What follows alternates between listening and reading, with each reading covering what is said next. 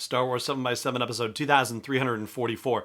Today we're going to talk about stunt casting in The Mandalorian, and in particular we're going to be talking about Rosario Dawson as Ahsoka Tano, and consider the question, is it possible that she has been cast for a one and done appearance?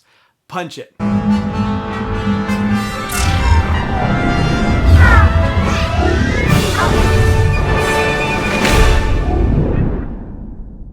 Hey Rebel Rouser, I'm Alan Voivod, and this is Star Wars 7x7, your daily dose of Star Wars joy, and thank you so much for joining me for it.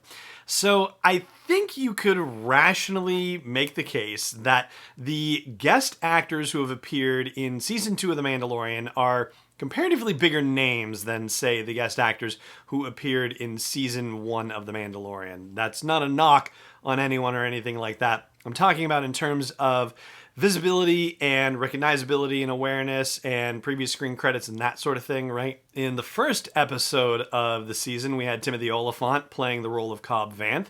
In the third episode, we had Katie Sackhoff taking her Bo-Katan animated role and bringing it to live action.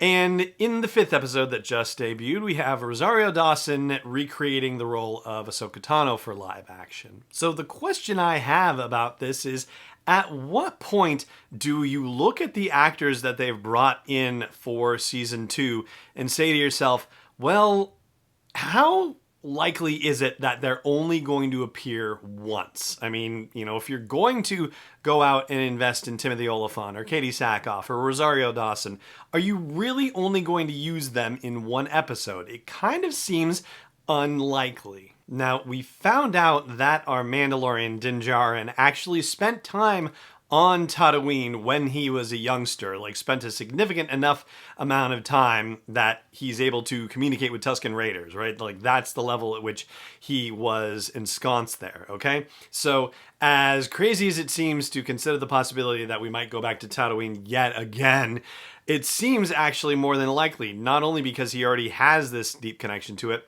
but Cobb Vanth is still alive, and Boba Fett is apparently still alive, and I'm assuming that Boba Fett has probably been looking for his armor all this time and may finally have had a line on it because he was able to see where the Mandalorian was coming from. So I imagine he's going to end up heading back in that direction. That's just a guess. And then you have Katie Sackhoff and her final exchange with that Imperial captain before he bites down on that little suicide shock pill or whatever it was that he had.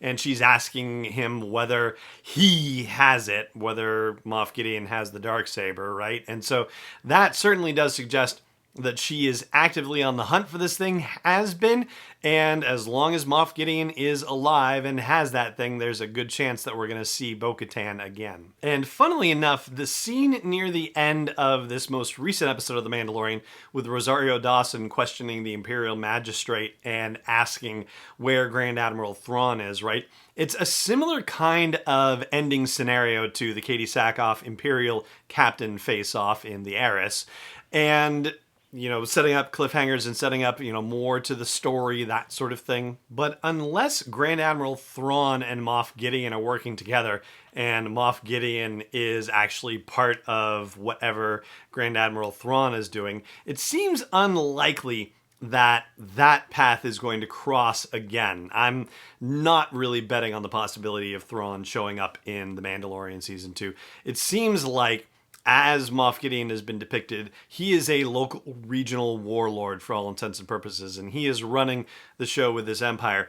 And everything that we learned about him in the final episode of the season, with the killing of a squad of troopers and killing somebody who like, what was it, talked back to him, or, you know, just like told him something he didn't want to hear, right? That he's just killing people left and right. Thrawn would never tolerate anything like that. So I think it's highly unlikely that Thrawn is going to be involved in the events of The Mandalorian. And Ahsoka had pretty much washed her hands of Din and Grogu by the end of that episode, right? Like, she's just sent them on their merry way and wants nothing to do with the two of them. She wants to do her own thing. So what does that suggest about Rosario Dawson being cast as Ahsoka Tano? It just seems like it's too much of an investment to get someone like Rosario Dawson to be in on this if they're only going to use her for the one episode.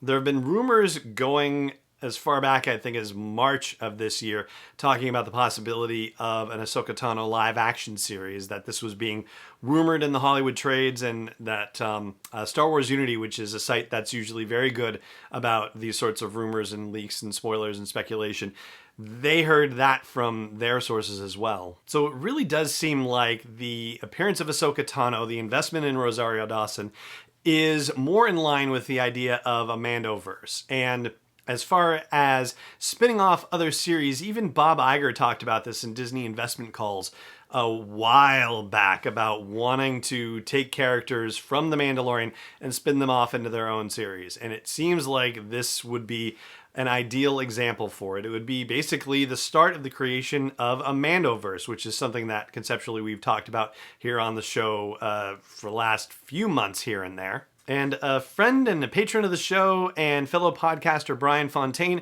who does Sixth Scale Scavengers, sorry Brian, it's always a tongue twister for me, reminded me of something that also applies to this whole Mandoverse business, which I will explain in just a second. But before I do that, just a quick reminder about toysfortots.org. I mentioned them on yesterday's show, and all the good work that they are doing to help bring toys to children and families in need in this holiday season. You can go to their website, toysfortots.org, and you can find local organizations where you can do good within your own community. Again, toysfortots.org. So Brian reminded me that Jon Favreau, who is of course the creator and executive producer of The Mandalorian, is actually also the guy who kicked off the Marvel Cinematic Universe with Iron Man and Iron Man 2. He was the guy on the ground floor putting the building blocks together to spin this off into an entire universe of movies and even TV shows as well, because Marvel Agents of S.H.I.E.L.D., even though it doesn't really, crossover all that much, it still was part of the cinematic universe timeline. And I think even the Marvel series on Netflix, like Daredevil and Luke Cage and Jessica Jones and Iron Fist, like those, and the Punisher, those all are aware of the events from the Marvel Cinematic Universe as well. So Jon Favreau was the guy who kicked it all off, and now he's the guy who is helping to build The Mandalorian, and it wouldn't be all that surprising to find out that he would be involved in the development of additional series, including a series that might be an Ahsoka Tano live-action spinoff. So there you go. That's another way potentially to look at the Ahsoka Tano casting, to consider the rumors that have been out there about a live-action series, and look at it in terms of other big casting names that have happened in The Mandalorian this season so far, and what it indicates for the kind of investment that they're making and the potential for these actors appearing not once but many times over the course of this season or even in other series themselves. And that is going to do it for this episode of the show too. Thank you so much for joining me for it as always, and may the Force be with you wherever in the world you may be.